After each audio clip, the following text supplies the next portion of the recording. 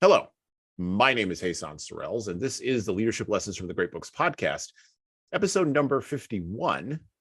Today, without a book, we're going to do something a little bit different. We're not going to read a volume today, and I'll be perfectly transparent and honest here. We're not going to read a volume because A, I'm a little bit behind in my reading. Actually, I'm quite a bit behind in my reading. But also, we want to talk with our regular co-host here, Tom Libby, who I kind of dumped on all of y'all, just sort of opened the door and let him in. And I know that he had his initial introduction to us a few episodes ago, but I want to have more of a conversation with him about what his thoughts are on leadership, thoughts on books and book reading and the impact of what you can learn from anybody, which he has mentioned many times on the podcast.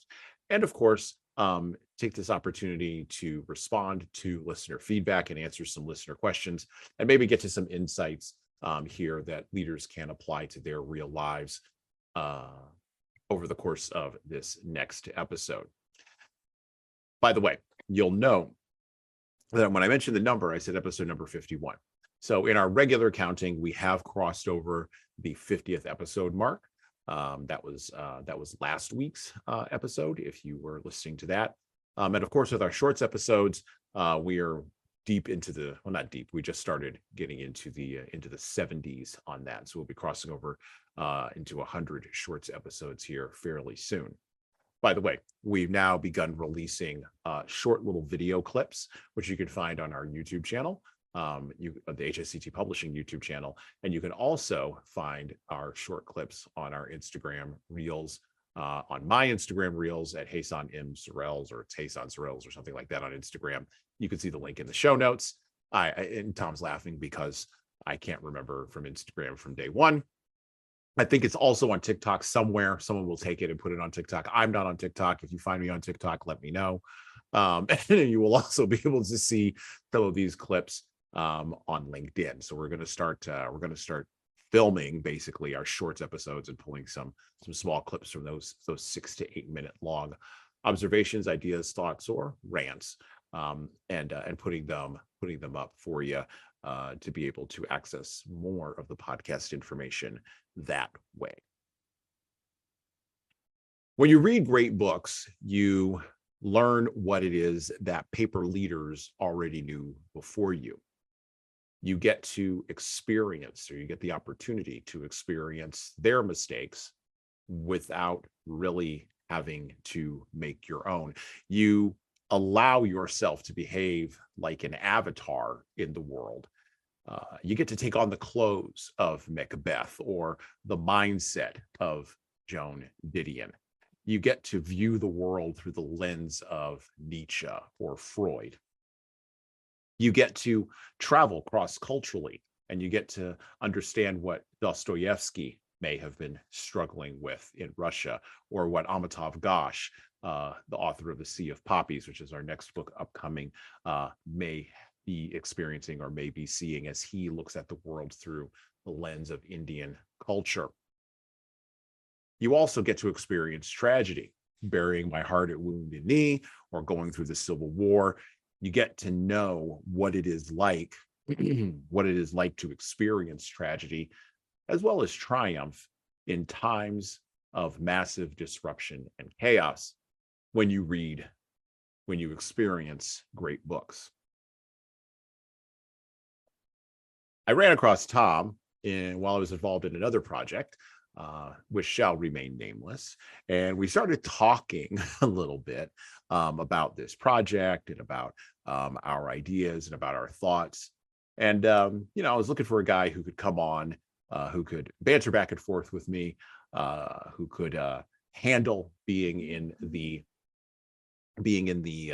maelstrom of my mind, and the maelstrom of all of you all's mind, and thinking about leadership, thinking about sales, thinking about marketing, thinking about business, and thinking about the philosophy of leadership life. I was looking for a person who could bring all of that to you and bring everything together for you. And so that's why I invited on Tom Libby way back in gosh, would it be episode number? I'm gonna have to look that up. I can't remember what episode was the first one that she came in on. I'm gonna have to look that up. But way back in that episode, that first episode that we invited him on in, and I wasn't quite sure how this was all going to go. And by the way, to his credit, he wasn't quite sure either. So we started talking, we started thinking, we started engaging with each other. And what you find out when you engage with people, what you find out when you talk with people, what you find out when people say yes to a project, is you find out yes about their level of commitment, and you find out about their level of interest, but you also find out about their level of passion. And in a shorts episode recently, I talked about consistency and time, right? Things take a long time to develop: relationships, ideas, thoughts, processes. Leadership takes a long time to develop. And that's what we're doing here, right? We're demonstrating leadership by role modeling leadership through the sound of my voice, through the nature of our interactions. And so I wanted to talk with Tom today a little bit about what he thinks about the podcast, where he thinks we've been going, how he thinks we've been doing, what are some thoughts he has, like I said, on leadership, on life, on sales and marketing. And I want to give him an opportunity to talk a little bit more about his background and how it relates to all of you all here. So I'm going to cede the floor to Mr. Tom Libby and give him a moment, give him an opportunity, and maybe start off with this question or this prompt, maybe kind of get the juices flowing a little bit. Tom, when you think about books and when you think about leadership, you've been reading books with us and you've been engaged with us around this area since, back in November, when you came on, we talked about Lawrence of Arabia, the biography of Lawrence of Arabia that was written by B.H. Liddell Hart. What have you thought about the book selection? You've now read 3 or 4 or 5 different books with each other. What do you think about the book selection? Have any of these books impacted you? And what would you like the podcast listeners to know about you that they haven't already gleaned before from previous episodes? Let's start with that. Well, that's kind of that's a really big question. Meaning that we could probably just have the rest of the podcast on that one question alone, right? But yeah, it'll be like the Kevin Smith podcast. We'll do one question and then we'll talk about that for the next hour. So let me I'll take it like piece by little pieces at a time, right? So first things first, I've really enjoyed being on the podcast. I've really enjoyed the conversation. I've enjoyed just the thought processes that go behind the books that you select. And this has been very different for me, but on a definitely on a very positive side of different. So I've been very excited about it. Every time I see it come up on my calendar, I kind of get excited that we're going to be talking about, this, that, or the other thing. The thing that I think stands out the most to me is that it's fundamentally different. And what I mean by that is most leadership podcasts and most leadership books and authors and all this, they not that they're all the same. I don't mean it that way, but you're taking books that are not designed to be leadership books. They're not designed to be books that are going to help you learn about business practices, and you're flipping the script on those books, which to me is quite fascinating, right? And I think it's something that you said earlier, a few minutes ago, I should say, just the simple fact that I am a very, very firm believer that you can learn from anyone or from any situation or from any scenario that pops up in your whether it be in your brain or in real life. It doesn't really matter. I really feel very strongly that you can learn from anything or anyone or any situation. So the fact that you're bringing up books like Lawrence of Arabia and books, books like, I think we did Christmas Carol, I think was one of them too, right? Like something like that. Yes, we did. Yeah. So these books that are just not designed to be looked at as like, well, what can we learn from that in business, or what can we learn from that in a leadership perspective? And some of the books are fact-driven or historical in nature. Other books are completely, fictitious. So I again, I think from my perspective, I think it's been a lot of fun. It's been fascinating, and I just think that it's been incredibly. It just fits. It just fits me, right?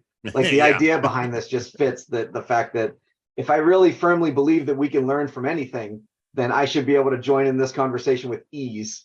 Hopefully, I've done that. Hopefully, I've done that for you and your audience. But well, it's interesting you talk about flipping the script, because we saw a little bit of that in our Liddell Hart episode, the Lawrence of Arabia episode, where you look at the guy like that, and immediately you're probably going to put him in the space of like great man theory, which was postulated, and I mean, it wasn't postulated, but it was articulated best by Winston Churchill, right? This idea that great men push history, and they push things forward, they push events forward by dint of their personalities.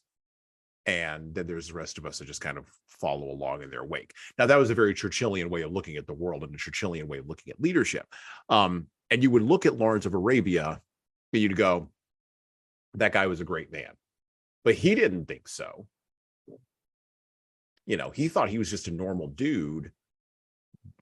Yeah, British aristocrat, don't get me wrong, but just a normal dude. And so even for him, when he was leading the revolution against the Ottoman Empire, and basically uniting the Arab tribes in World War One, he was looking to flip the script. And I liked how you just used that language. And we saw this with Pearl Buck, right? A book that you know, you were like, I wasn't quite sure. I remember you saying on the episode, I wasn't quite sure what this was. Kind of walk through your thoughts on that, because it was about Wang Lung, and it was about the land, and about famine. And I could tell, you know, and we're doing a video version of the podcast as well as an audio version. We always do. So when I say this, if you're listening to the audio, go watch the video of it if you can find it on YouTube. But I would watch Tom's eyes when I would read an excerpt of the chapter, and he was always very cautious as to he wasn't quite sure what to say next. Would that be accurate? For sure, because again, like one of the things that not that I'm just to let you know, I'm really in my personal life not a very PC person. I don't tiptoe through things. I say what I think. I don't like, you know, and most of my family and friends, who, by the way, just run the gamut of like race, age, you know, sex, like all that stuff. But if it comes from the place of your heart, and it's not coming from a place of disrespect, and it's amongst friends and family, there's not a lot you can't say, so to speak, right? So, but with that book, I was very hesitant. I was very cautious. I wanted to make sure that that it wasn't taken the wrong way, because if I had something to say that could come across as slightly controversial, I needed to make sure the audience understood that wasn't my intent. Like, right. If you know, so there definitely was hesitation in my eyes, in my heart, in that one. Well, and that's a good counterbalance for me, because I just kind of go for it. I've already reached the point where, well, if we're going to be controversial, we're going to be controversial. I mean, and the thing is, like, it's controversy, I think, comes when you're inconsistent. Controversy comes when you're inconsistent. We see this as in leadership, right? So if you're inconsistent as a leader, that opens up the door to charges of hypocrisy. Right. And everyone, regardless of what position they take on any particular social, political, cultural, religious, whatever issue that they may put ahead of leadership, which I would put leadership ahead of those issues, but okay. Whatever position they may take on those areas, or those topics, or those issues, if there's any sense that there's not consistency in position, everybody hates a hypocrite. I mean, you probably even see this even in your own life. You know, we want intellectual and psychological and emotional consistency. We want that in our leaders. We want that in our arguments. And one of the things you get with the internet is the atomization and the fracturing of everything. And so it seems like there's just inconsistency everywhere, which is why I've never been really all that worried about getting canceled for anything that I've ever tweeted out. I have 26. I've said this before. I have 26,000 tweets. I'm sure there's something objectionable in there. I'm sure. Sure, there has to be. at least 15% of those tweets have to be objectionable. And if somebody ever was like, well, you tweeted this out on like March 11th, 2008, and it was a retweet of somebody who turned out to be, I don't know, an eco terrorist that blew up a dam somewhere. I'm like, well, you seemed okay on that day. Hey, the day I tweeted it, this guy, he was all right. He was all right. I can't control what he does after the fact. That's right. And on that day, he was consistent with what I believed on that. And by the way, I believe the same thing to this day. There's nothing indefensible about anything that I believed in that. But this gets back to something that we also get in books, or not gets back to, but it gets to an idea which also we explore in our books, and we saw it in when we covered did you didn't come over, you didn't come on with me and do Mrs. Dalloway. I don't think you were on that episode. No. But we saw it in Black Indian slave narratives. Again, something that could have been controversial, but we handled it. I think we handled it well. But it's this idea of contextualization, right? Like context matters. And part of the reason why I started this podcast was to get away from the atomization of things. I think we got too much of that. We've overcorrected in the other direction. I mean, think about it. Even that book specifically, one of the things I really appreciated about it was that the editors didn't take liberty with the language, right? Meaning, like, right.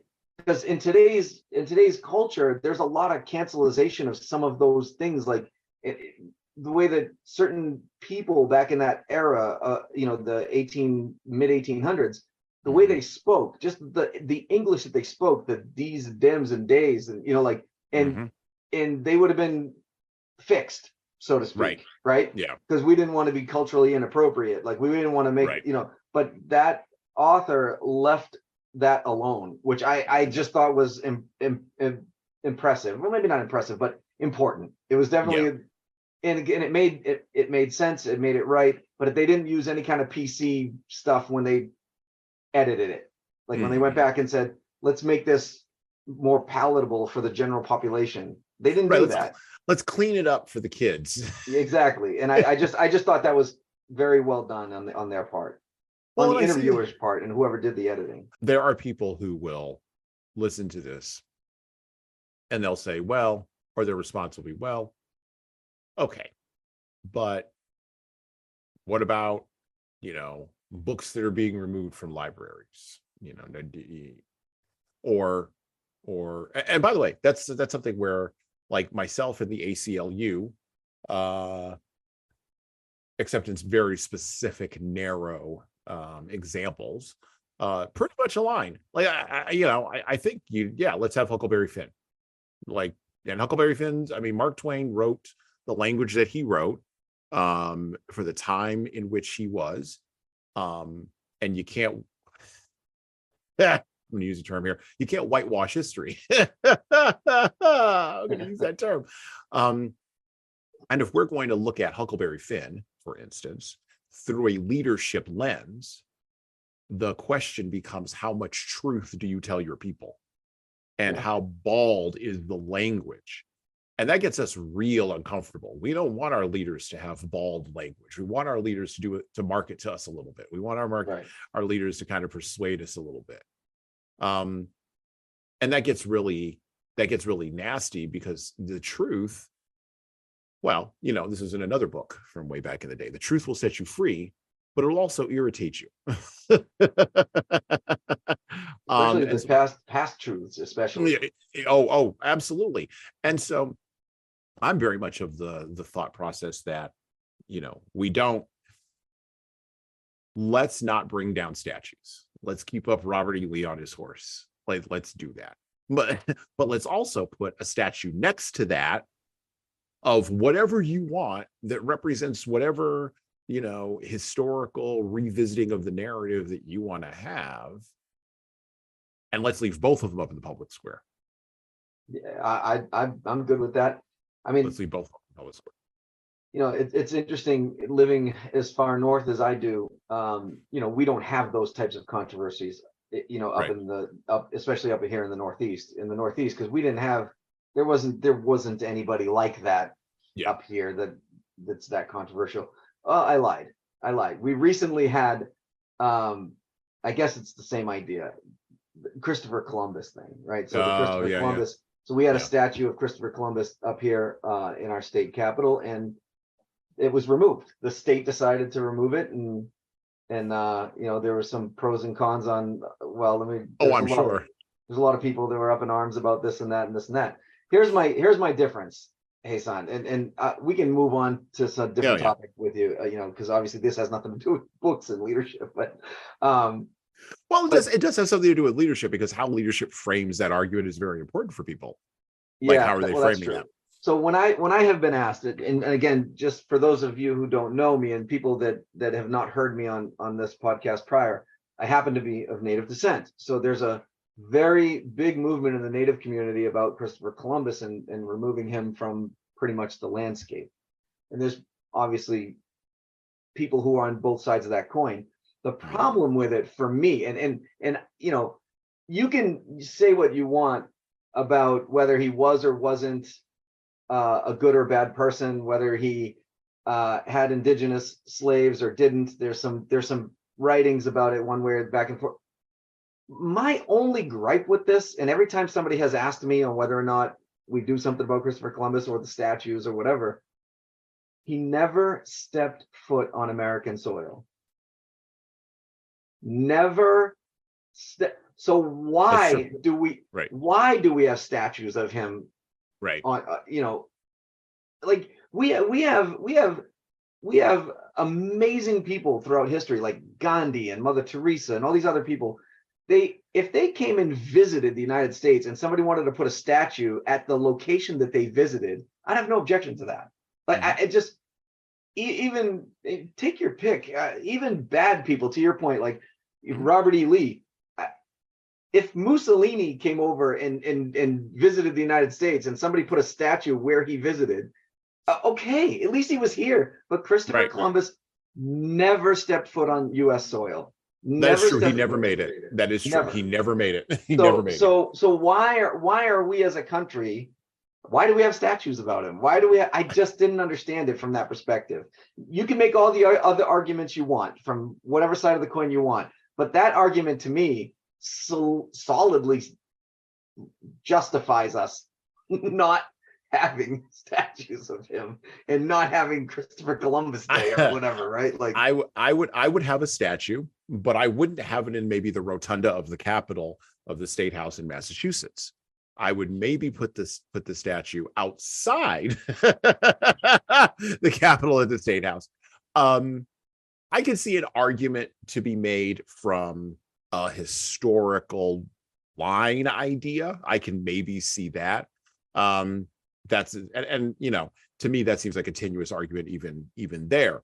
But there is something to be said for well, no, I'll frame it this way. I think we should have much more of a conversation, and this ties back into the leadership piece. And to your point, how did Christopher Columbus lead his people? So the reason why he didn't get to America was because he went broke. He went broke 5 times. Right. He tried 5 times and failed.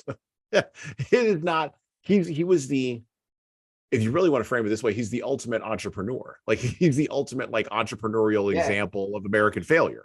He got seed funding, Series A funding, Series B funding. This guy, he was just a good talker. He was. He was. He was an excellent salesman. Exactly.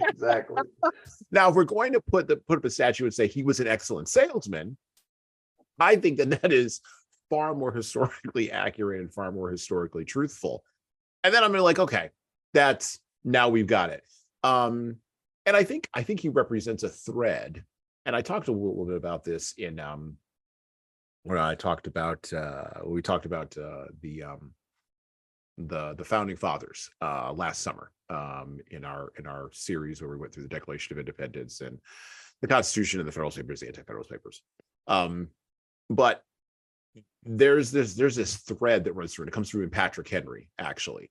The guy who's my co-host on that episode said, DeRollo Nixon, he kind of made a parallel between people like Patrick Henry, who go off and live in the hills and you just leave them alone, to an international level, people in Afghanistan that live in the hills and you leave them alone. Like, anytime you go and bother with people in the hills, there's going to be a problem.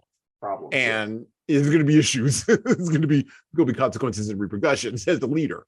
But I think there's something to be said for also, and this is something else that we talk about on this podcast, the way in which we view leadership is through an American lens. And if you look at Christopher Columbus as a good salesman and nothing more than that, yeah, he was brave. Yeah, he had guts because it was hard. Don't get me wrong. And he went on every single one of those journeys when the ride across the Atlantic was not a picnic by any stretch of the imagination. So he was a salesman with courage. But at the end of the day, he's part of the strain of American culture. Is that enough to have a statue? Your mileage may vary. Tom does not believe it's enough. I can tell by his facial expression, Tom does not believe that's enough. But I do believe it is worthwhile to put it in that context. And again, this gets to our idea of education also on this podcast. How are we educating people to contextualize these thoughts? Not to agree or disagree with us, but to hold these strong views potentially loosely.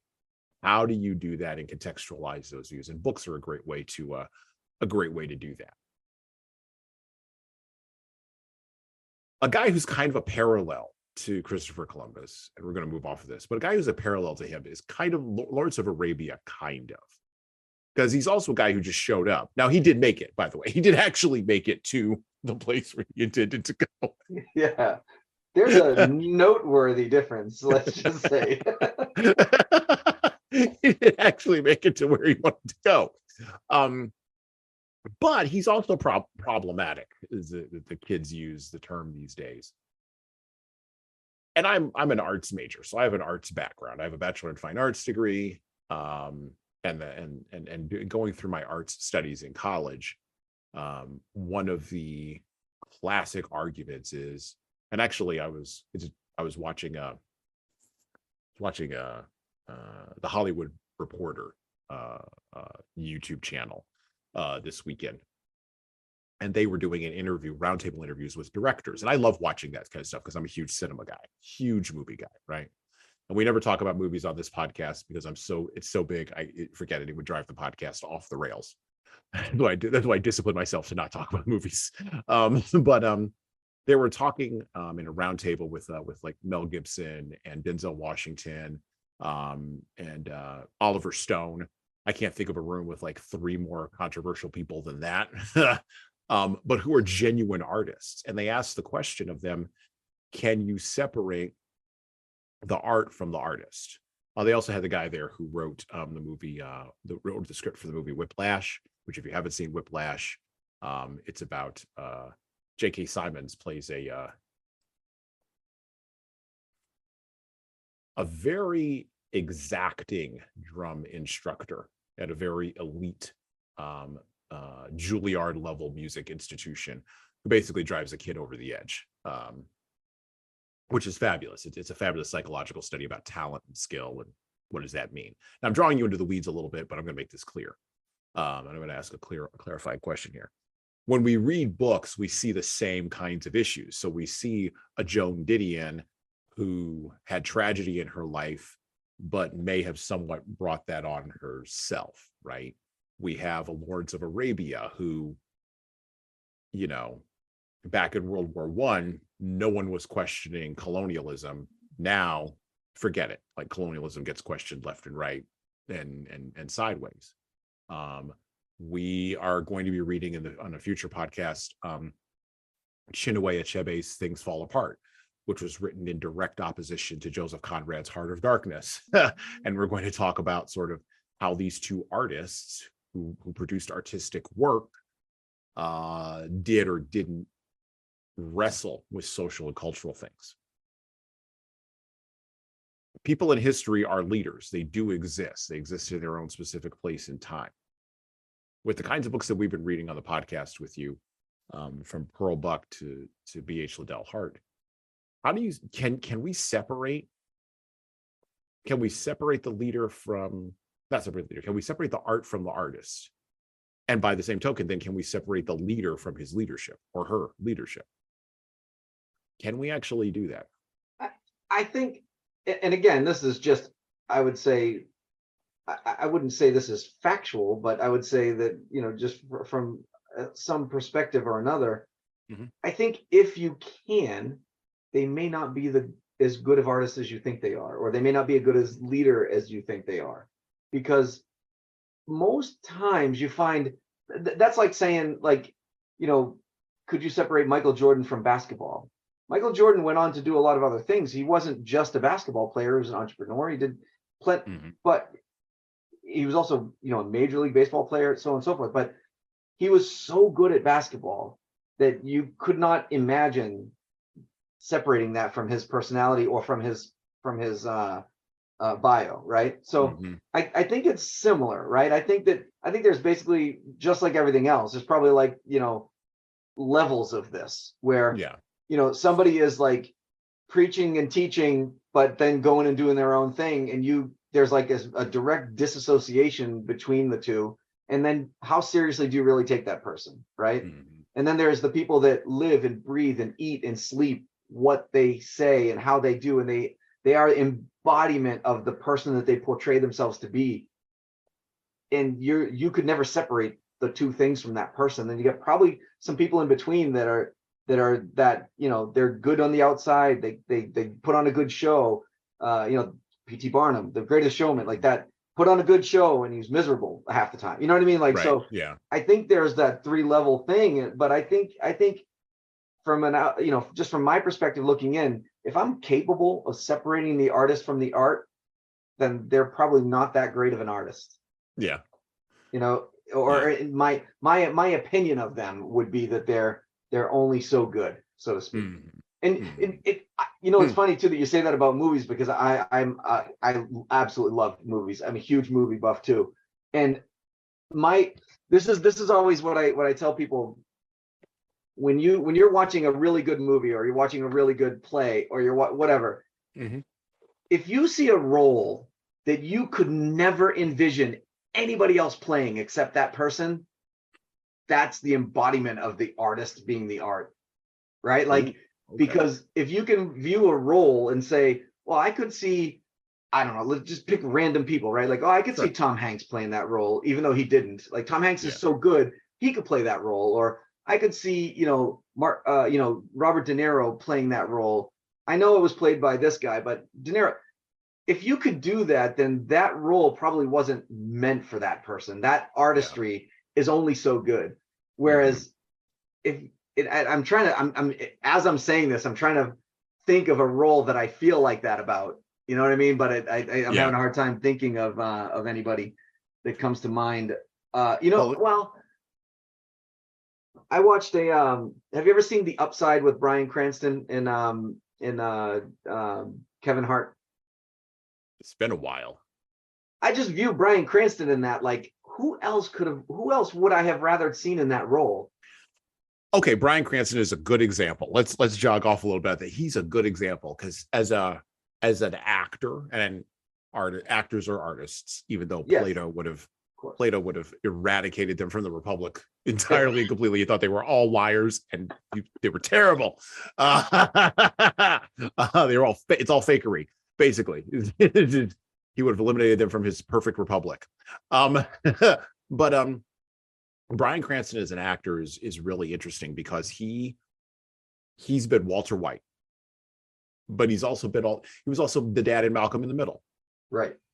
And both those roles, like when I heard he was going to be in this show called Breaking Bad, I will be honest, when I heard the premise of the show, like a high school chemistry teacher that sells meth, I was like, the guy from Malcolm in the Middle? Yeah. And I squinted my eyes and I went, what? And it wasn't until many years later, or a few years later, after the show had been on for a little while, that I watched a few of the episodes, and I thought, wow, like he really, to your point, embodied that role. That guy's a genuine chameleon. Yeah. And he goes from role to role, which is, of course, why one of the core reasons why, at a serious level, Plato thought actors were untrustworthy, because the genuine ones, the ones who are the genuine article, who are really good at their role, you're right, you can't see anybody else in that role, and yet they'll just slip that off like a snake's skin and put on another one. Al Pacino in The Devil's Advocate. Bingo. I love that movie. Yes. Who could you have seen play that role aside from Al Pacino? Nobody. I can't think of anybody. I mean, De Niro. Keanu Reeves' character in that movie, I could think of a couple of people. Yeah.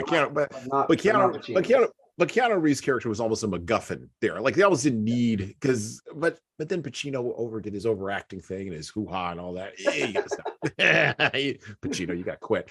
And if you did put another person in there, like Hoffman or De Niro, it's going to be a totally different film. Yeah, it's going to drive it off the rails, right? It's not going to land the same way. So yeah, no, you're right. He does. He embodies that character. You're correct.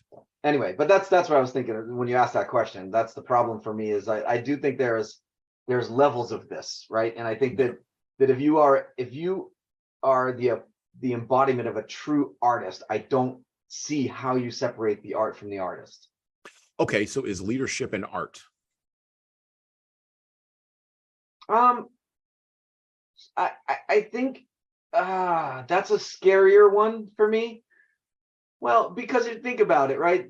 There are occasions where leadership has to be hard-nosed, and you just cannot waver. You have to be, pick a direction and go 100 miles an hour, regardless of what people think is right or wrong. And then there are other situations where you need decision by committee, and you don't want to make that decision without.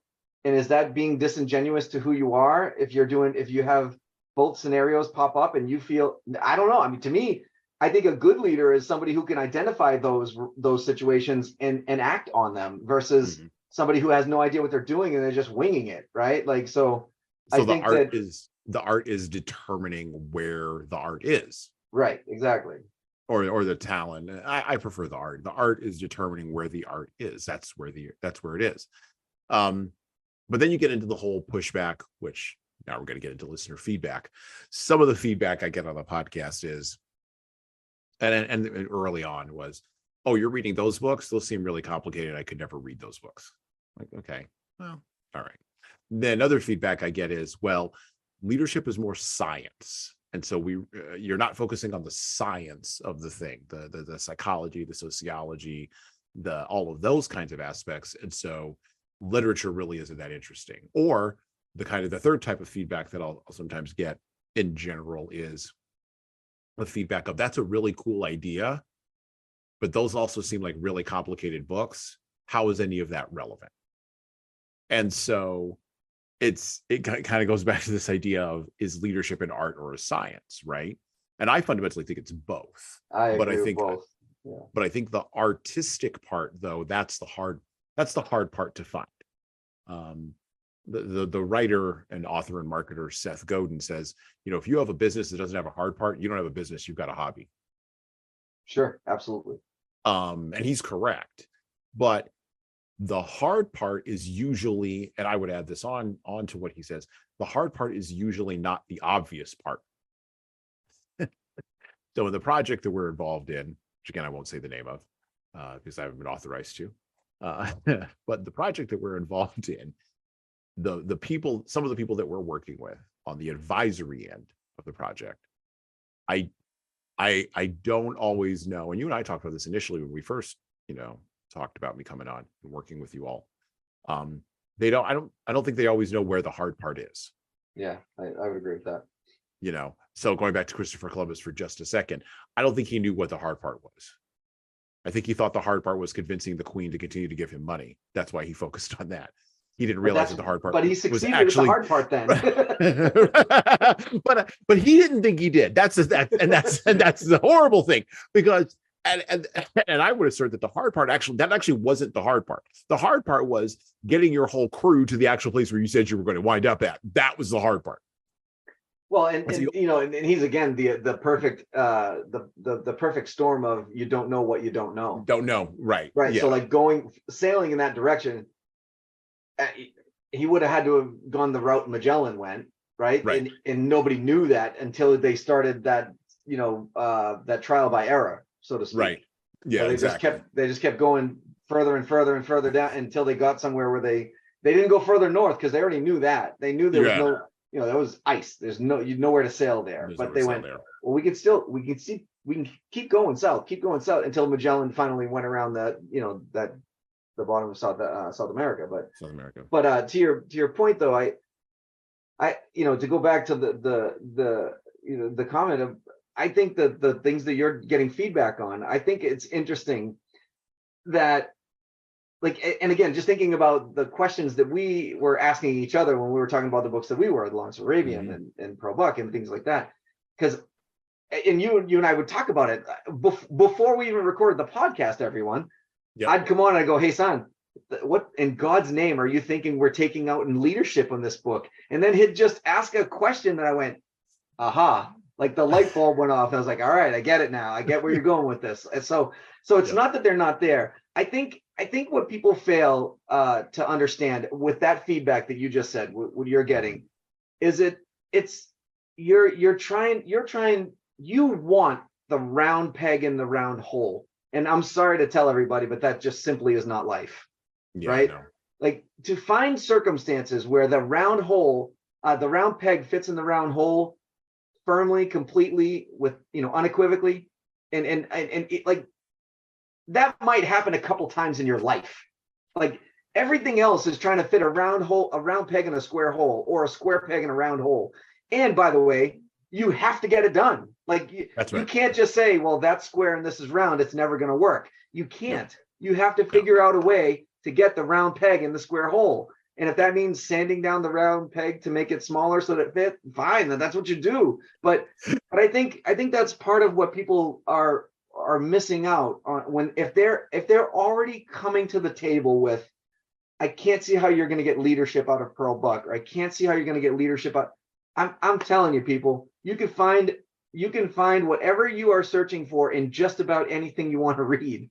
It's just a matter of opening up your mind and not allowing strict and stringent processes to take hold of you, and allow yourself to think abstractly, right? And allow yourself to think outside the box. Allow yourself to have things impact you and affect you, because that's the other part of leadership. Like you said, it's half art, half science. Well, guess what? On the art side, you might get your feelings hurt and you have to adjust something to it. That's leadership, knowing that you don't allow your feelings being hurt to dictate how you treat other people, knowing that you're going to get your toes stepped on, or somebody above you or below you is going to contradict something you say, and how you react to that matters. That's not science. That's an art form that you have to know yourself better than the science books knows you, like that. That's so to speak. So anyway, I don't know, I could probably ramble for a while. But... No. I mean, we kind of talked a little bit about this in our episode. I think it was episode number 41, where we talked about Persuasion by Jane Austen, right? You're going to learn more about emotional intelligence from Jane Austen, or at least maybe I won't say more. I'm going to hedge my language here. You're going to learn just as much about emotional intelligence from Jane Austen as you would learn from Daniel Golman, the researcher who's been writing about emotional intelligence for the last 35 years. Great work, by the way. I've got Daniel Golman books on my bookshelf. I've referenced Daniel Golman books in my training, in my development, in my consulting work, also in books that I've written. Dan Golman is fabulous. I don't have a problem with Dan Golman. And you're going to get more out of Jane Austen. Read Persuasion. Read Persuasion. And by the way, if you can't figure it out because of the language, or because of the word barriers or things like that, pick up the annotated copy where everything is explained to you. I mean, it doubles the size of the book, but everything is explained to you in there. So there's no dearth of knowledge, right? And that gets to maybe one other piece of feedback which we sometimes get, which is, and we're sort of beginning to address this year. How do you move from, and this is a question for you, Tom, how do you move from reading about leadership to actually taking action in being a leader? How do you move to taking action? And that's actually one of our mottos our motto for 2023 on the podcast is take action. You can read all day. And by the way, I love reading too. I love watching movies. Tom clearly loves reading and watching movies, love all of that. But moving from absorption to execution and doing that consistently. How do we do that for folks? And that's a legitimate piece of feedback, by the way. Yeah, so I think this is an interesting one. To be honest with you, Jesan, I think this one actually could be its own podcast all by itself, just this one question, because I think there's so many different methodologies, so many different ways of doing things that I don't think there's one right or wrong way to do just about anything, unless you're putting something together from IKEA that says put bolt A into hole B, and if you don't, then you can't sit on your couch, like, yeah. but I mean, or the people from the sweet, they'll show up at your house with Swedish meatballs. Yeah, exactly. I have failed at putting together IKEA furniture in my time. I spent the first 10 years of my professional career in restaurants. And this is a good, there's a reason I say this, by the way, because as I was saying, we're talking about, like, I couldn't tell you how many times I've seen a chef make a meatball differently than the one before him or her. Yeah. I had to, in my 10-year career, I had to have seen 1,000 ways to make a meatball. And I'm not even exaggerating, 1,000 different ways to make a meatball. And every time I tried that meatball, it was fantastic. So how can you say that one way is right and one way is wrong, right? So, and what you're talking about, how do you learn something and then implement something? I read a book, I think I referenced it once on one of the episodes I was on with you, a book by the guy by the name of Jeff Olson, and it was called The Slight Edge, right? The Slight Edge, yep. The Slight Edge. And I don't know if you had a chance to read it or if you've ever read it, but one of the lessons that he teaches in this book, which I find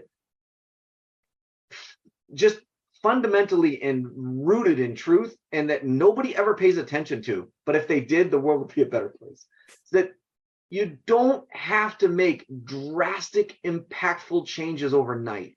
Like, you don't have to wake up tomorrow and say, I'm going to be a hard-nosed, straight-line leader tomorrow because I've been wishy-washy for the last 10 years.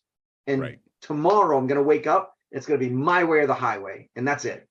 Or vice versa, right? You've been a hard-line leader your whole career. Tomorrow you want to wake up and say, tomorrow I'm going to be decision by committee. And where I'm never going to make a decision hardcore ever again.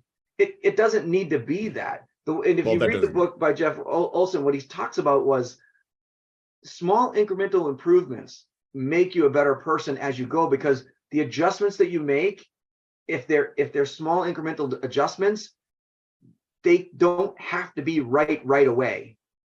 You can make an adjustment. Again, tomorrow I have 18 things I got to do. I'm going to pick one. And I'm going to try this decision by committee thing and see how it goes. I'm going to take one decision, not all of them, one. I'm just going to take one and see how it goes. And that goes really well. So the next day you're going to take two. The next day you're going to take three. The third day it fails. You don't like it. So you don't have to make a change tomorrow to day 4. Like, it doesn't work that way.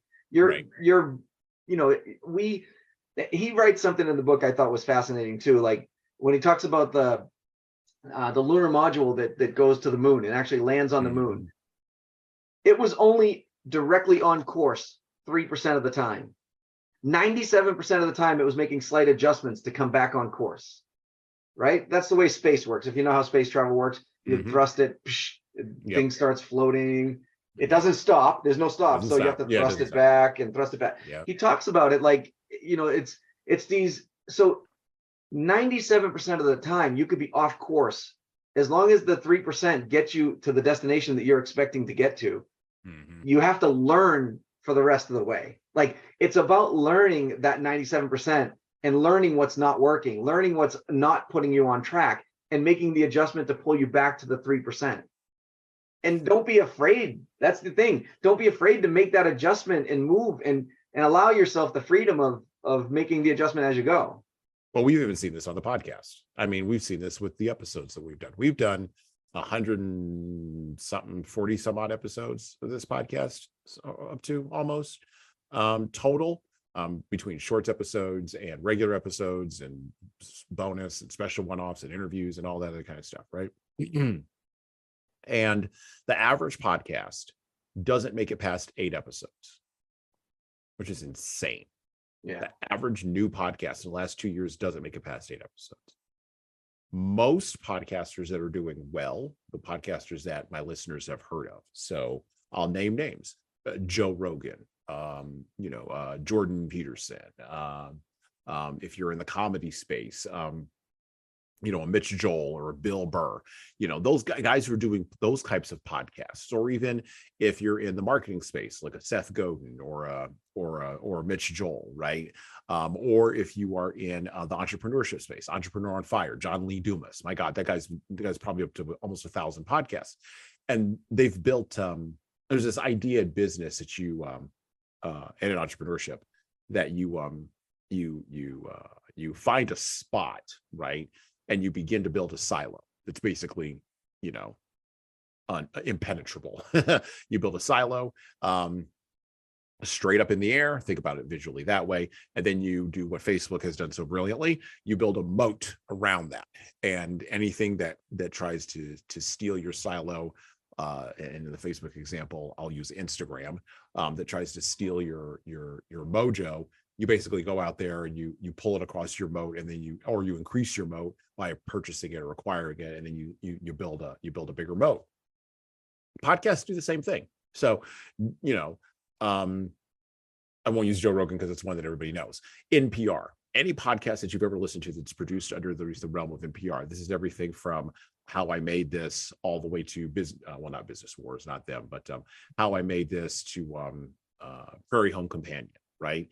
The silo there is all those NPR shows that show up for free on the radio. That's the silo. It's a silo of content. It's hundreds and hundreds, almost millions of hours of content going back to the 80s, the 90s, 70s, 80s, and 90s that they could just dump.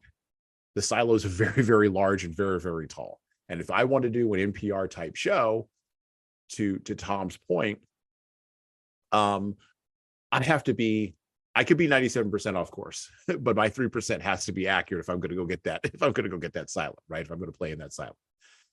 Most people don't understand that in podcasting terms. They don't get that. And so to get to 100 episodes, I will tell you, out of our 140 episodes, sure, 97% of them I'm probably dissatisfied with. There's something in there that I'm dissatisfied. I could find something, from the show notes to the conversation that I had to the points that I made to I hit this or I didn't hit that, or my pauses weren't in the right space or whatever. But the core ideas in that 3%, which is kind of the things that we've been talking about, the core ideas of the proof being in the pudding and embodying leadership and looking at people as leaders. And of course, Tom's core idea of being able to learn from anyone, anytime. That's part of that 3%. That's all you got to do to keep on track. So I love that. I love that idea because it applies to the podcast too. I had a conversation with somebody the other day, something about their business. The details are not that important, but it reminded me of something because my son and I, and this goes back to the 3%. So my son and I my youngest son is 23. Mm-hmm. And he was going through some sort of existential crisis that he didn't know what he wanted to do with his life. Like, he thought that by 23, he should have had all this figured out. Like, then he knew it, So I was asking, I said, what was I doing when I was 23? Like, do you know what I was doing when I was 23? And he's like, no. I go, I had just finished culinary school. I was working in restaurants. I was in restaurants and stuff like that. I go, do you know what I do now? I was like, I didn't figure out I went to school. I spent 10 years in the restaurant business before I figured out I really didn't want to do this. I really don't want to do this. And then I went in and I got some random sales job and ended up falling in love with it. And now I'm a sales and marketing consultant, right? Right. So I was trying to explain to him that you just have to pick something and go, because you don't know what you don't know yet. You don't even know if you like the profession that you think you like. You could love to. He's a fiddler, right? Like, he loves to fix things, and he's very creative. He loves to create. He does like leather work, and like he does a lot of like stuff, right? Like, very hands-on. I go, but if somebody told you had to do that every day and that's how you're going to make your money, you might fall out of love with that, because now it's not a labor of love. It's not something you love to do. It's something you have to do. So He did. He went to work for a company called Tandy Leather, which, by the way, is based in Texas. But that's not important either. I just said that for Jesan's point. So so he went to work for a company called Tandy Leather. 4 years later, realized, I don't like doing. I can't be pressured to do this. I can't. Right. I enjoy doing it when it's on my time, when it's a hobby, but I can't work in this environment for a living. It took him. I gave him credit. Now he's thinking, I just wasted 4 years of my life, and I went, you did it faster than me. I spent 10 years in the restaurant industry. Right. Like, you only spent four years. Like, you figured it out way faster than I did. It's that trial and error thing that Magellan did. And right. Keep going south until he made it, right? So my point to that was back to the 3%, right? Like, it's easy for us. It's easy for us as parents to look at our kids and say, don't worry about it. You don't need your life figured out at 23. You can work through some things. You can work through it. You can work through it. But it's not okay for us as leaders to stop and think that we might be on the wrong path. And so it's almost like we have this double-edged sword that we always play with, right? It's like, I can do and say this when I'm at home, and I can do and say this when I'm at work, but God forbid they cross paths, right? Right. But again, right. Well, books teach you the value of consistency. They should anyway, right? I mean, I think of in January we covered we read the books Play It As It Lays, right, by Joan Didion, right? Because we read Didion and we read Virginia Dalloway and all that. And one of the interesting things that I find to be interesting about Didion, and we're going to cover all of Didion's corpus eventually on this podcast, because I'm just fascinated by her and her writing. I think she was an incredibly incisive chronicler of the chaos of the latter part of the 20th century through a sociocultural lens. And as she put it, she was seeking to find meaning for her art, find meaning for her writing, because she, as she wrote in the introduction to Slouching Towards Bethlehem, she wrote that book or wrote those series of essays during a time where she didn't think her art had any meaning with all the chaos that she saw happening all around her. That through line, right, of art, and that through line of culture informs leadership, and it makes us better leaders. Like, I fundamentally believe that. And that kind of brings us around to another piece of feedback that I get, which when I talk about the podcast on other podcasts, and I've been on other shows about the podcast, and I've been interviewed about it, and you can find all those other interviews floating around the internet, and you just Google my name and they're gonna pop up. But one of the questions that I often get asked is, why are you doing this podcast? Like, what's the real reason? And the palatable, publicly acceptable reason, I'll give you all three of them, but the palatable, publicly acceptable reason is, well, I really like books. It's really cool to really love literature, because I do. I love literature and I love books, and and that's a true reason. If I'm pressed a little bit, I'll say, maybe the second reason, I wanted to find something that interested me enough to be able to go past 100 episodes. And I'm always going to have great books. And we could talk about, maybe what the word great means. And I've already done an apologia for the great books, because I do believe in the great books. I do believe in that idea of a great books curriculum. I do believe that there are, and we talked about this on the podcast with Pearl Buck. There's so many voices that you need to hear. And we can expand the canon or contract it, but there does have to be a canon. Like, we have to curate, because there's just too much. So that's the second reason. But the third reason is, and this is the grandiose reason, and I very rarely talk about this, I do think we are at a pinnacle moment in our cultural history as Americans, where if the fundamental decisions that leaders make, and this is to your point about a leader being consistent everywhere, if leaders aren't consistent everywhere, and if they aren't informed on how to take action to maintain that consistency everywhere, I believe that we are at very, very precarious times right now, that you kind of only come through maybe once in an 80-year or 100-year cycle, where the decisions that I make and the decisions that Tom makes and the decisions that the people that Tom consults with and the people that I consult with, people that listen to my podcast, And the people who listen to my podcast and then tell other people about it, it spreads by word of mouth and by downloads. And thank you all for your downloads and for your word of mouth.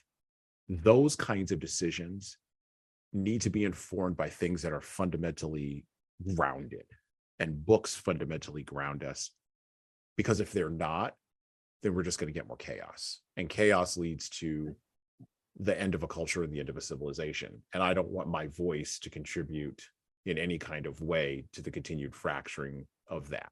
I just don't. And the podcast has to serve the building of that foundation. And the best way to do that is through things that are timeless, which is literature. Tweets aren't going to get us there. It's so funny that you say that, because my daughter is in school right now. She's a psychology major, which makes most things fascinating when I talk with her, but like we're talking about, and you're talking about the whole grounded point, right? Mm-hmm. In her brain, what makes me a good leader, this is not anything to do with me, because her and I talk about this stuff too. What makes me a good leader or a good business person or a good salesperson, because in her brain, all three of those things are the same, right? Mm-hmm. Like, because it's really just about being yourself and being who you are. It's not about finding something you're good at. No, that will find you eventually if you're doing the right things and being the right way. But she talks about the whole well-roundedness. Like, you could stick. In her mind, I don't necessarily agree with this, by the way. So I'm just taking an observation from her. But she's like, Dad, she's like, you could stick you in a room full of anybody and it wouldn't matter, because the well-roundedness part of you is, if somebody wants to talk about literature, you have a favorite book. Somebody wants to talk about movies, you have a favorite movie or favorite actor, favorite actress, whatever that case may be. You want to talk about sports? No problem. I love sport. She's like, it's that whole, and I love this. I think, I don't remember if you and I talked about this or not, Jesan, but I know I talked about it with my son recently too, and my daughter. One of the most common phrases that drives me bananas is, well, you don't be a jack of all trades. Oh no, we've never talked about this. No. So if you listen to the entire comment, and I don't remember it verbatim, but you guys can look it up. Look up the actual comment. It's it's about a master of a jack of all trades, a master of one, but a master of one gets the job done, or it's something like that. Something like that. Yeah. It's quite the opposite that we think it is. People say, well, you don't want to be a jack of all trades. Like, you need to, or you should. No, you don't want to be a jack of all trades. You do want to be that master of one. Like, it's like, so I guess, to your point about the well-roundedness piece is like, but the way that sinks into other parts, I think, is important. Meaning, I like opening and experiencing different things. I like being exposed to the arts, to the opera, to theater, to musicals and movies and books and TV and like all these things. I also like being exposed to good conversation. I like being around people that are smarter than me. I like being around people that are more intellectual than I am. And that goes in every facet too. Whether you're talking to a mechanical engineer or a psychology major or somebody who is a rocket scientist, I don't care. It doesn't matter. They have insights that you'll never think of. But if you can start talking to them and start adapt, like it makes your brain work different. It really makes your brain work different It does. And then you walk out the door of the networking event that you're at. You walk out the door, you go into the sports bar, and the Houston Astros are playing, and you're like, yeah, I didn't realize that guy was still on the team. I thought he retired last year. And people are like, oh, or like, I don't know, the Dallas Stars or whatever. If you're a hockey fan or whatever, right? Like, it's like, but I really do think that, and I think that people who silo themselves are at a loss. They are at the disadvantage. If I walk into a room and I know absolutely nothing about the topic being discussed, then I can't participate in that conversation, right? Right. So if I am a sports person and I don't care about the arts, and I walk into a room full of, let's just say, venture capital people who are all talking about the opera or talking about the latest, greatest musical on Broadway or whatnot, and I'm like, I have no idea what you're talking about. Right. Why do you want to be that person? I think, to your point, and again, same thing, like when I talk about, decision by committee, my daughter's very quick to point out that I never make decisions like that. But what I do is I will absorb as much information as I can get from any avenue I can get it. So it's not truly decision by committee, but the decision I make, I want to make sure it's an informed decision, that I get input from everybody. Right. So I'm not making the decision based on what you guys think. I'm basing the decision on all of the collective data that I can retain from everywhere I can get it. And that's different than decision by committee. Right. So yeah, it is. It is. Yeah. Well, and it comes down. But I do that everywhere, by the way. That's what I wanted to say. Like, even in my personal life, when I'm deciding to buy that new car or to buy what, I do the same thing. I do the same thing in my personal life that I do in business, is what I was getting at. But sorry, go ahead. Yeah, I tend to be an information, like Google is the greatest thing ever for me. Like, hoovering up data is ridiculous. But then at a certain point, to our point about this year, too much data is, at some point, too much data is just too much information. You have to make a decision. And by the way, I love what you said there. You have to pick something. It's interesting. I'm talking to a lot of high school students who are like graduating in various aspects of my personal life. And the one thing that cuts through, particularly with, and I know they're called Gen Z, I'm just going to say this, the younger generation of folks, is they have been raised in a world of almost an overwhelming smorgasbord of options. And that leads to a very distinct form of decision paralysis, what we in business call, paralysis by overanalysis. And the inability to cut the cord and make the decision because every vista is open is something that's really challenging. And the thing is, when you read a piece of literature, the vista that opens up for you is a vista that you don't necessarily have to take a risk to experience. You just can put it down and go off and go do something else. That's why Didion is interesting. That's why Amitav Ghosh is interesting. That's why Joseph Conrad is interesting. I'm not going to go probably to Nigeria, right? I'm probably not going to go to tribal Nigeria, but I want to have that option.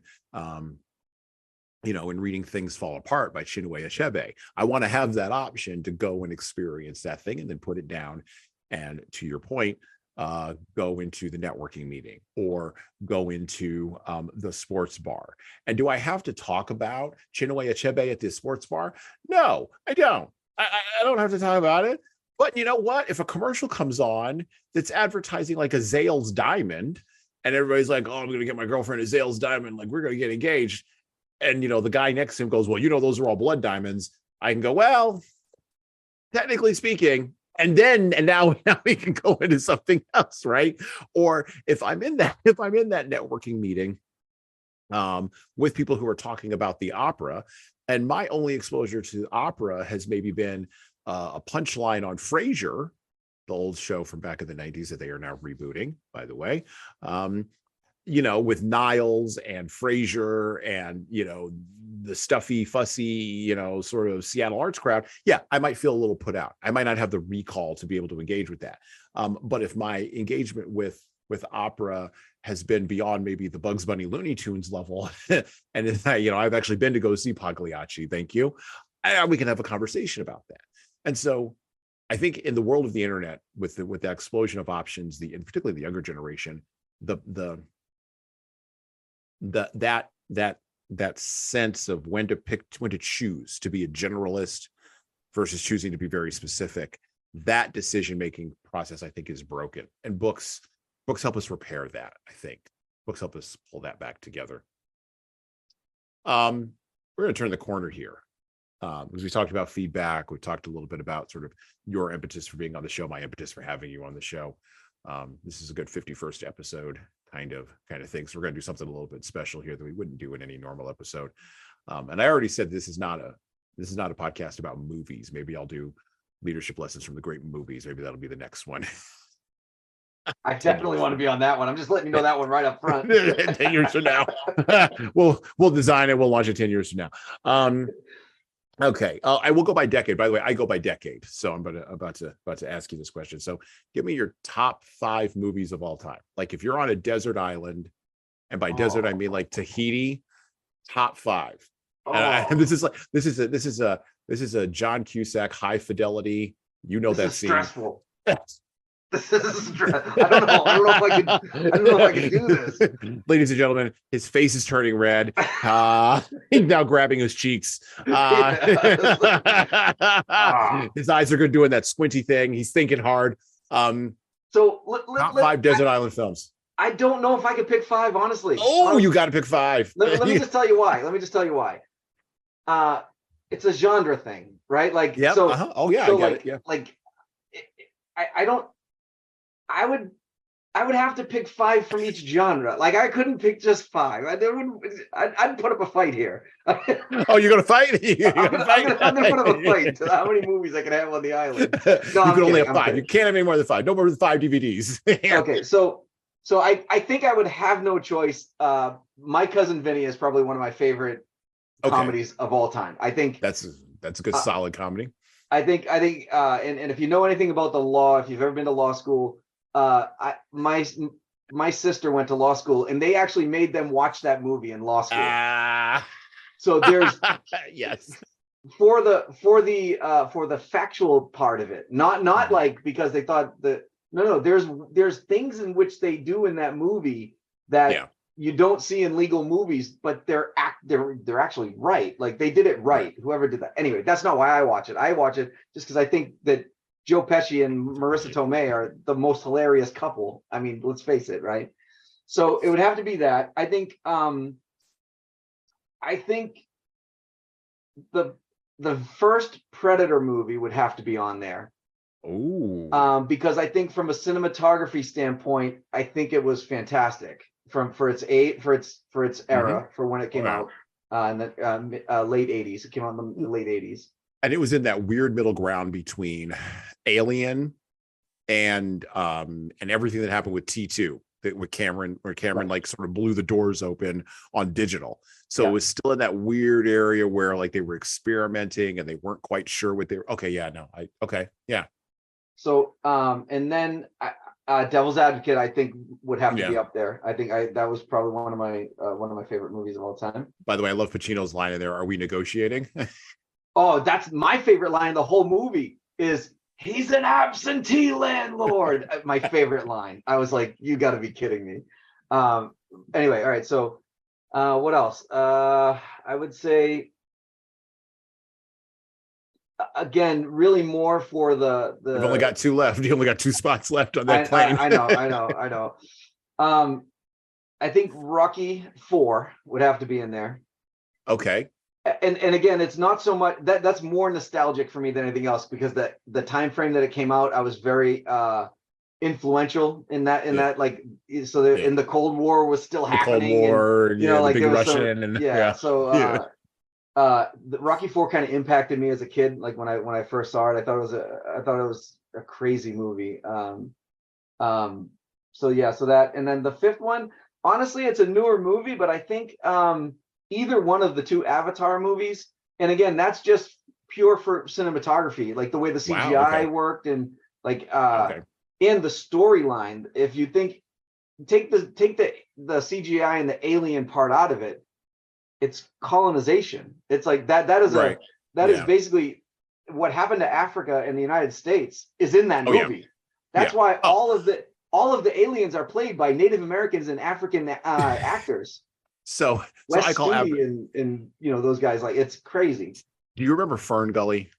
Love that movie. Love it. That's Avatar. The Avatar is Fern Gully. That's basically what that movie is. but Fern Gully happened right here in the rainforest. Like, it was the same idea. Yeah. It's freaking on another planet. Yeah, exactly. Fern Gully on another planet. Now that being said, like I said, you know, there are other movies that if I had to do this all over again, like if I had to go and say, you could only have animated movies. Like I could probably pick 5 animated movies that I could watch forever, you know. Right. whether it was, 101 Dalmatians or Aladdin or whatever, like those kinds of Disney kind of Pixar. And I also think that from a horror movie perspective, there's that whole genre. I could probably pick just 5 from that genre. I mean, Amityville Horror, both Amityville Horrors, the original one in the 1970s and the one that Ryan Reynolds did in the early 2000s, both of them were amazing. Absolutely amazing. Amazing acting in it. Ryan Reynolds was incredible in that movie. Deadpool? I'll be honest. Yes, right. Deadpool he played a guy that goes berserk. He gets, anyway, yeah. Well, that's not a far leap for him. Evil berserk, though. Evil berserk. Yeah. Horror is one of those genres that I've long had a hard time getting my arms and hands around.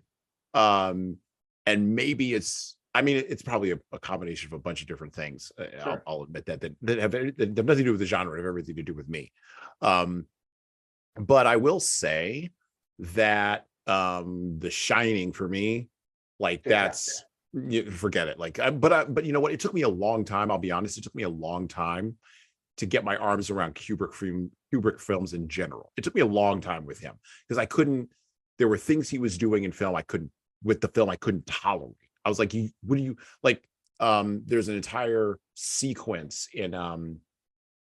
Strangelove, where they're building up to the fight in the war room, where I'm just like, this is 20 minutes of ridiculousness. What are you doing?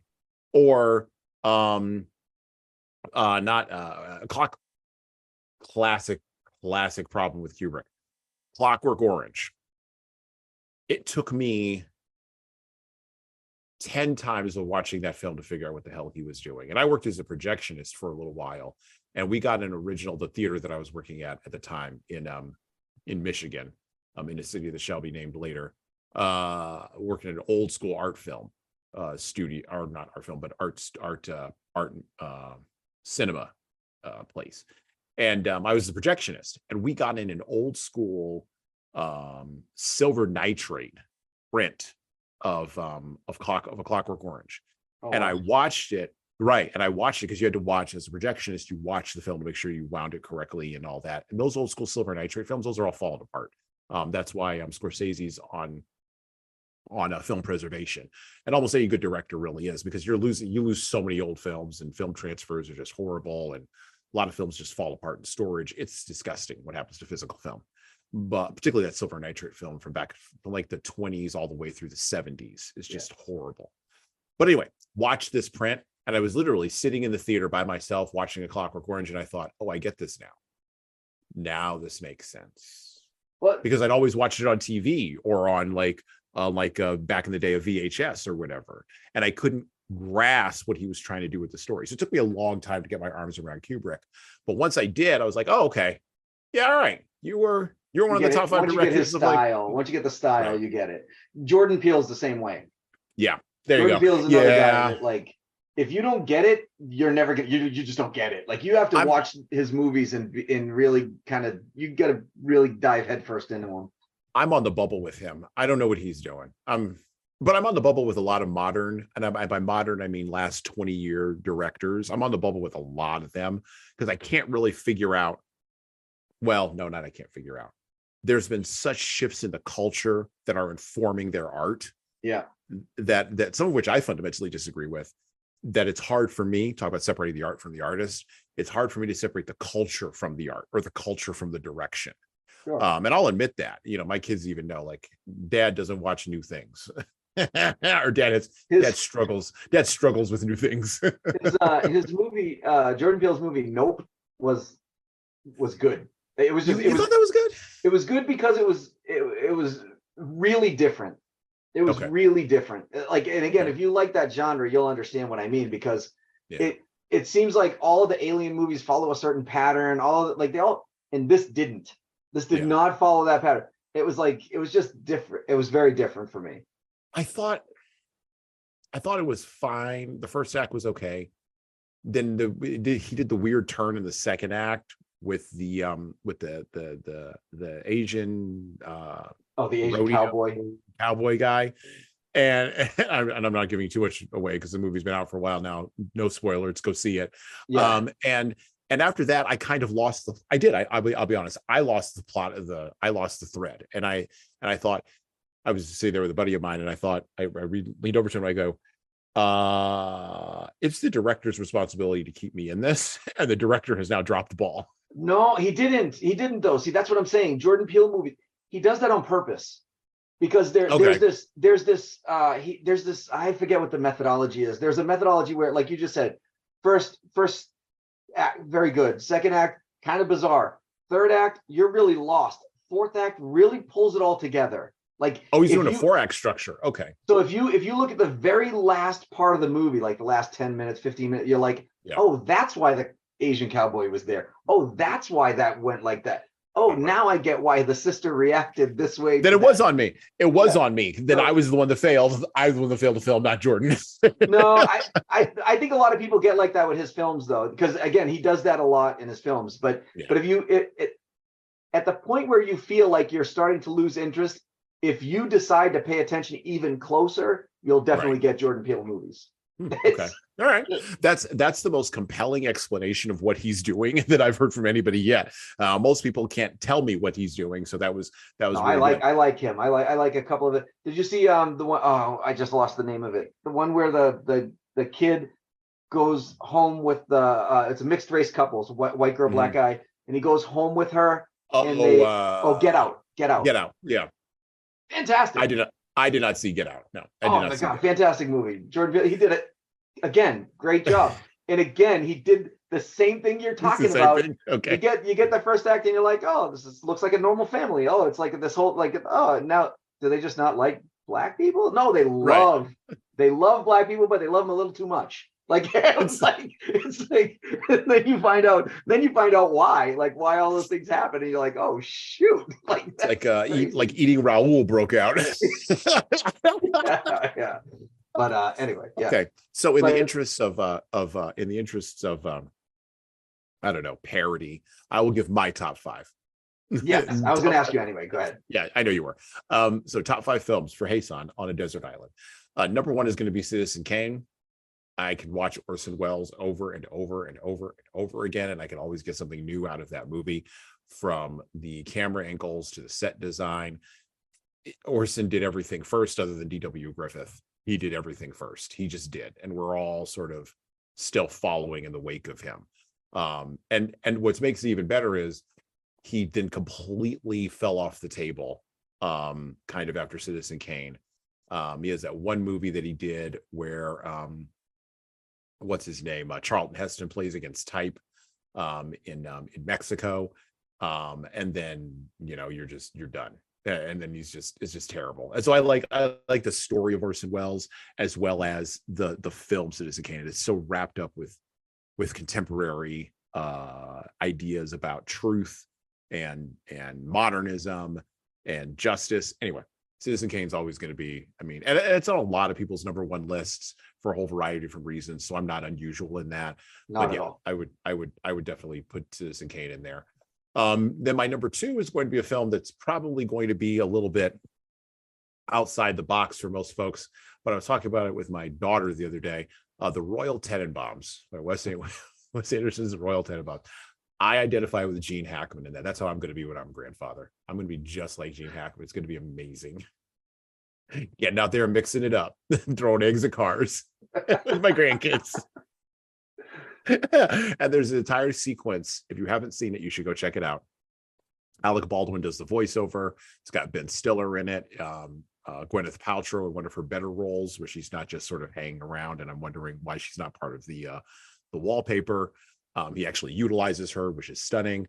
And of course, Luke Wilson and Owen Wilson. But Luke Wilson is actually in a role where he doesn't seem to suck all the air out of the room and leave everybody else just sort of gasping as an actor.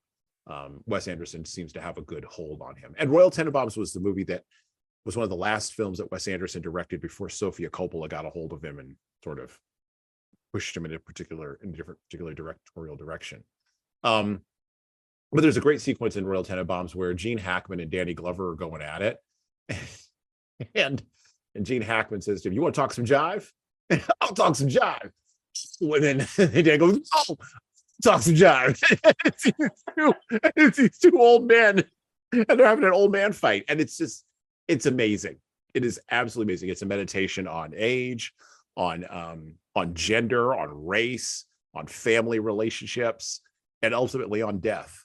And what makes it even better is Gene Hackman is retired from acting, and he's still alive. He's retired from acting, but like he went on a high note, and that was one of his last films that he did. So that would be my number 2. So Citizen Kane, Royal Tenenbaums. Then I would take something from the 60s, which I'm not much known for romantic comedies.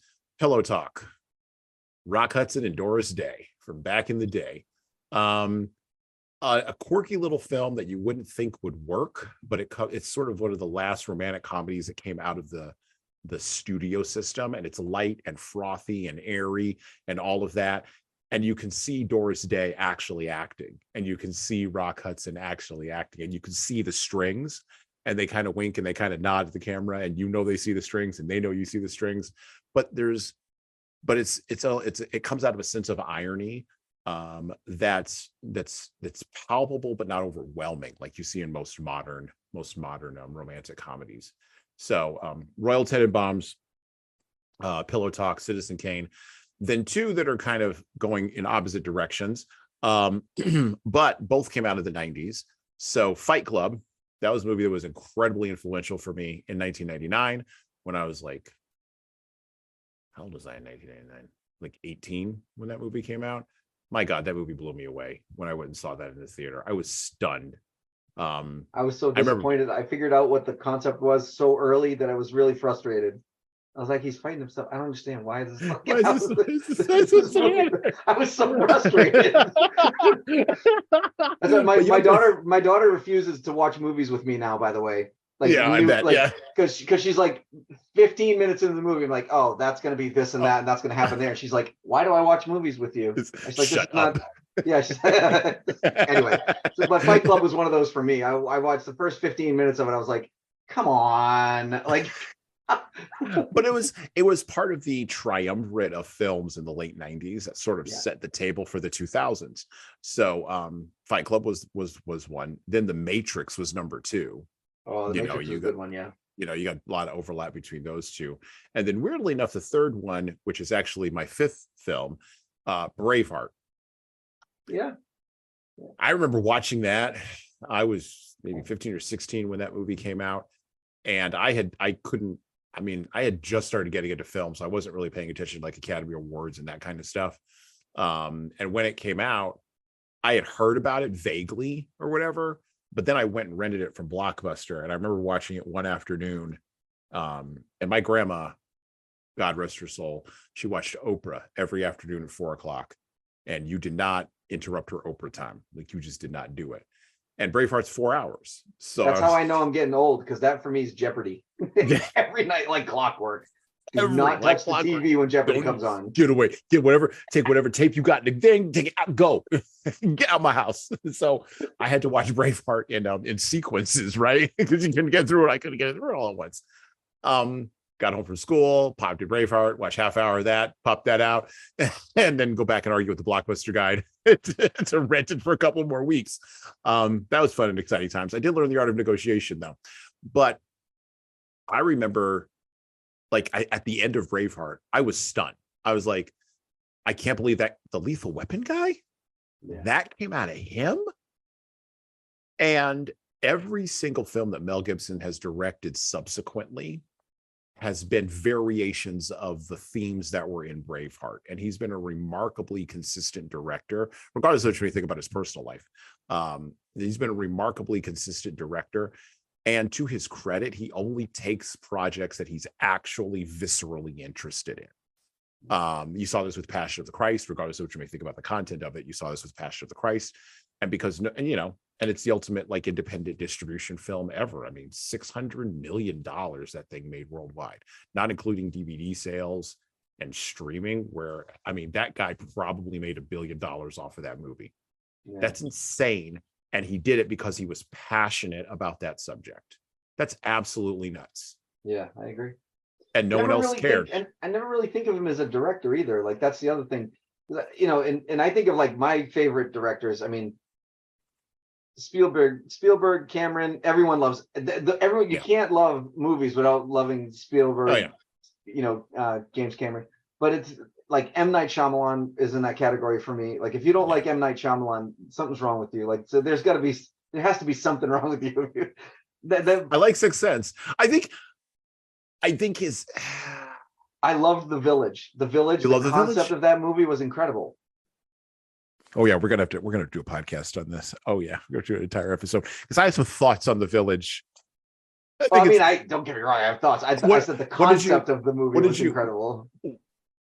The Happening. What did you think of The Happening? Same thing. I like the concept. There were some weird things in there, but you know, again, but M. Night Shyamalan made his living on being weird. Like he knew that's what he wanted. He wanted people to walk out the theater and go, dude, that guy's weird. Like, right. What was he thinking? The Sixth Sense was the only one that wasn't really weird. That was really good. I like, you know, but again, just to let you know, about 15 minutes into it, I'm like, he's dead. Like, I knew. I was like, what?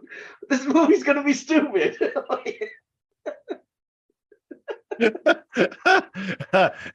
Listeners, we are not taking Tom to the movies with us at all. You'll ruin the whole thing. Ever. You can't go. We just, speaking of movies, we just went to see the new Woody Harrelson movie, Champions. Oh, how is that? We really enjoyed it. Now, just as a background, so I grew up with an uncle who was involved in the Special Olympics as an athlete. He was a Special Olympics athlete. Okay. So I spent a lot of time around these types of athletes, and the movie depicts them so accurately. Like I thought it was very well done. Like just from somebody who kind of lived it. Woody Harrelson was incredible. I thought Kate Olsen was great. Like they're really good. But the athletes made the movie. And of course, now I'm sitting there with my significant other. We're watching the movie, and she's like, "Oh, I'm not gonna. This is a little bit of a spoiler, a little bit, just a little bit." Okay, we'll put a spoiler alert. I'm gonna try to make it as generic as I can, so it doesn't ruin the whole movie. But it's like, you know, so she's like, "Oh, so and so is gonna," because it's a basketball movie, so I can say he's gonna hit this shot, and you're not gonna know what I'm talking about, right? So. Right. Oh, so and so is gonna hit that shot to win the game. You watch, and I went, "No, he's not."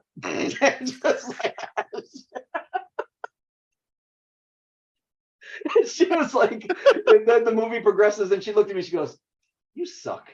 Like, I hate you. Overall, good movie though. Good movie though. The movie that surprised me the most recently though was Cocaine Bear.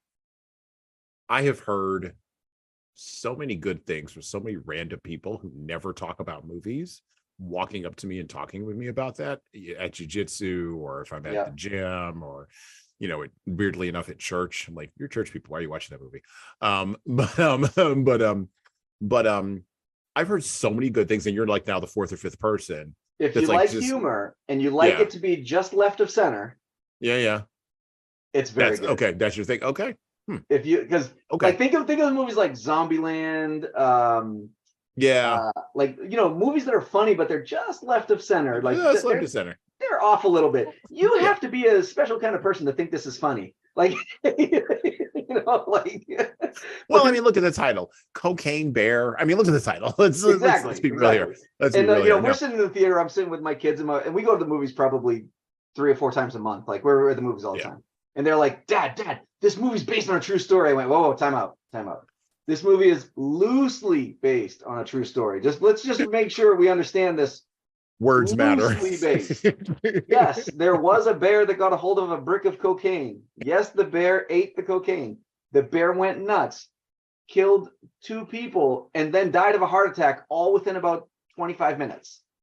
The movie is an hour and a half long. It didn't last that long. Like the whole Cocaine Bear incident did not last as long as this movie. And the movie depicts longer than an hour and a half. So the bear did not do all these things that it's just not that way. But it is very fun. I liked it. I enjoyed it. I thought it was, you know, the other thing that I thought was interesting about this movie, it's an hour and a half, right? 90 minutes runtime. Yeah. So it goes back to the movies like of the 80s and 90s where it was like taboo to do a 2-hour movie, right? Like you didn't like you said Braveheart, that was like a rarity. Like we didn't see those length of movies. Now it's like 2 hours, 2.5 hours, 3-hour movies, nothing.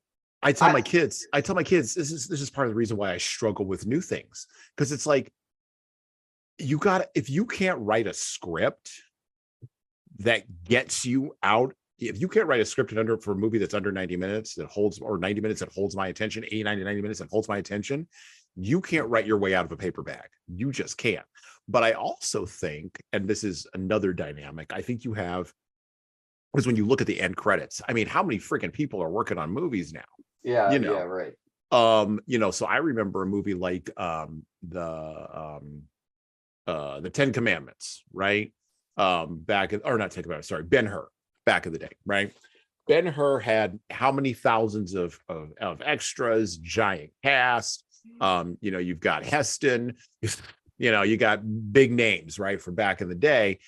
And yet I don't think more than 100 people worked on that film. Right. Now you've got cinematography, you've got sound design, you've got DP, you've got production, you've got gaffers, you've got all that. Plus you have an entire explosion of special effects people, all of whom have to get paid, all of whom contribute to the film. And don't get me wrong, they should get paid. I'm not arguing that they shouldn't. I'm saying that explosion of personnel on the film, I think, has gone a long way to justifying a 2-hour runtime or a 2-hour plus runtime, because you have to justify those people's jobs. You have to justify those people's positions. And by the way, look, if it's an Avengers movie that's 2 hours that holds my attention, cool, fine, right? But if it's a movie like The Eternals, and I know there's some of you who might have enjoyed The Eternals, God bless you. Sorry, you could probably have done that in 90 minutes. You probably could have tightened that up, right? Or Black Panther, Wakanda Forever. You probably could do that in a 90-minute runtime. I'm sorry, you just could. Now, does that justify all those people's jobs for Disney and for Marvel and for Pixar? No, probably not. But this is the economics of film that we're now seeing. And the economics of film is really pushing sort of creative decisions that are being made. And by the way, always has. But now it's kind of, particularly since the early 2000s, and I would argue with the success of the 3 Lord of the Rings movies, with the success of those 3 films, that was just massive, and it was totally unexpected. That has actually pushed the economics of film further than was previously that was previously pushed mostly by James Cameron, because James Cameron pushed it in the 80s, and then the 90s were kind of a little bit of a tranche, a little bit of a trough. I mean, you had Braveheart in there, and then The Matrix, everybody was going on about bullet time. But once The Fellowship of the Ring, Two Towers, and Return of the King hit, and once Peter Jackson showed that you could do brilliant cinematography on location, make it look like Fantasyland, even though it's reality. Oh, and by the way, have really hyper attention to production and costume and design and a structure of a story. And it all rests on this mythology that's been around for now 100 years, and it worked. You're off to the races now. Yeah, I agree. But so to that point, Cocaine Bear, 90 minutes, worth the 90 minutes. That's worth the 90 minutes. You know what I mean? Like that didn't happen. And how long were the credits? Is probably like 10 people worked on that movie. Because what, you need the animation for the bear? What is the average movie right now? The credits are about 6 to 8 minutes. Yeah, about 6 to 8 minutes. It was probably 4. It was probably like 3 or 4 minutes. So it was okay. Yeah, I mean, the cast was short. They didn't have a tremendous amount of people in it. But to your point, the rest of the credits are taken up by all the key grips and the gas. Yeah, exactly. The dolly guy. There's 8 people holding a dolly. Really? No joke. Lunch provided by so and so. I can't remember what it said, but I was cracking up when I saw that. I was like, "Wait, are you the caterer? The caterer is in the credits? What on God's green earth are we doing here, people?" We're giving the caterer a credit because the caterer had to feed 500 people. And by the way, they got paid for it. It's not like you didn't pay them. What do you put them in the credits for? What the hell? Did they give you a discount to get put in the credits? I don't even understand what's going on here. Oh my god.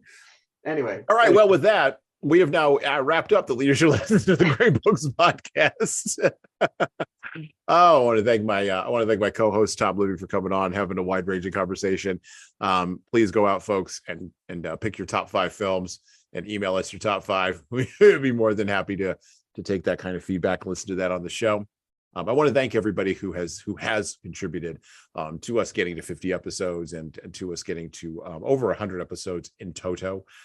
Please keep listening. Please keep providing me feedback, talking to me in real life, sending me emails, messages, direct and otherwise, commenting on all of our social platforms. I'll give you some feedback right away live here for you, Jesan. I think we should do another episode like this when you hit 100 or somewhere around there, like 100, with all of your co-hosts on the same podcast with you. We can make that happen. Like that, or something. Like that. we can make that happen. I've been cogitating on an idea, around that. Oh yeah, a giant panel discussion that might be it might be a little bit challenging, but might be fun, I think that would be real. I think it might be fun. Yeah, that's actually not a bad idea. Sorry, I didn't mean to interrupt your sign off. Go for it. No. We'll work on that. You can learn from anywhere, anytime.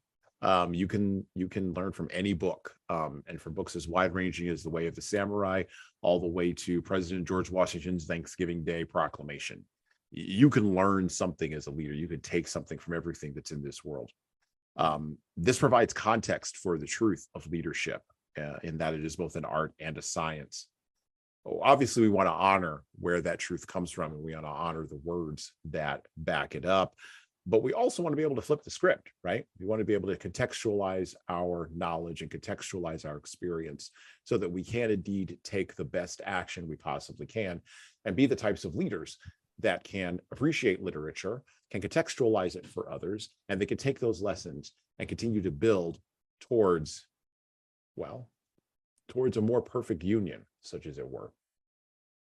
Once again, I want to thank my guest, Tom, Libby, for coming on today. And with that, I'm out. Listen and subscribe to the Leadership Lessons from the Great Books podcast on all the major podcast players that you listen to podcasts on, including iTunes, Stitcher, Google Podcasts, and even Spotify. And please leave a 5-star review if you like the show. We need those reviews to grow, and it's the easiest way to make sure that this show gets into the ears of the leaders who need to hear it. And of course, tell all your friends. If you want to get started on the leadership path, HSCT Publishing's products and services can help your team do that. Check out our training webinars, coaching services, and more at leadershiptoolbox.us. We also have a video-based subscription service, that's software as a service, that can help your team become better at the individual level. 60 modules and over 100 hours of video and written content for you at leadingkeys.com. That's leadingkeys.com. We've also got books that will help you and your team grow. Pick up a copy today of My Boss Doesn't Care, 100 essays on disrupting your workplace by disrupting your boss, and subscribe to the Little Red podcast I launched earlier this year with the same name as that Little Red book. My most recent book is 12 Rules for Leaders, the Foundation of Intentional Leadership, co-written with contributions from Bradley Madigan. This is the book for right now that was written for leaders right now. Pick up a copy by heading over to 12rulesleadersbook.com/now. That's 12rulesleadersbook.com/now. You pay for shipping, and you'll get a copy of my second book as well. Finally, you can get all these books in paperback, hardcover, or as ebooks on Amazon, Barnes & Noble, Kobo, and any other place online you order books. Finally, HSCT Publishing is on YouTube.